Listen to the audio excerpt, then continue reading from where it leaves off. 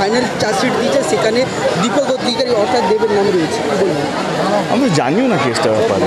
এবারে যদি আমার নাম হয়ে থাকে তাহলে আমার মনে হয় অনেক সুপারস্টার নাম আসা উচিত। তারা তো অনেক সুপারস্টাররা মানে নাম ধরে ধরে বলতে পারি তারা তাদের ছবি করেছে, আমি তো ছবি করিনি। আমার নামটা কেন সে আমাকে কেউ জানায়নি, আমি তোমাদের মুখে প্রথমবার শুনলাম। আমি জানি না, মানে আমাকে ডাকাও হয়নি এই কেসে।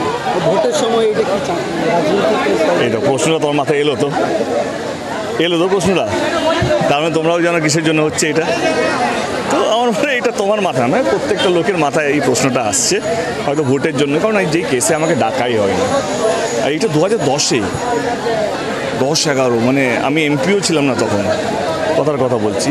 সেই কেসটাকে আমি জানিও না কেসটা কী, এবং আমার রোজভ্যালির সঙ্গে কোনো কানেকশনও নেই। আমি তার সঙ্গে কথা হয়েছি, আমার তো অন্য কোনো একটা প্রাইভেট এজেন্সি যার সঙ্গে যে আমাকে নিয়ে গেছে পারফরমেন্সে ছিল, এবং আমি সেদিন আমি একা ছিলাম না, অনেক বড় বড় সুপারস্টাররা সেদিন পারফর্ম করেছেন।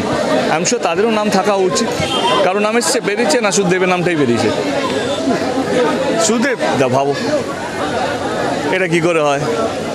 এত বড় বড় সুপারস্টাররা পাঠ করেছে, তাদের নাম আসছে না, আমার নাম কি করে আসে, কি করে হয়?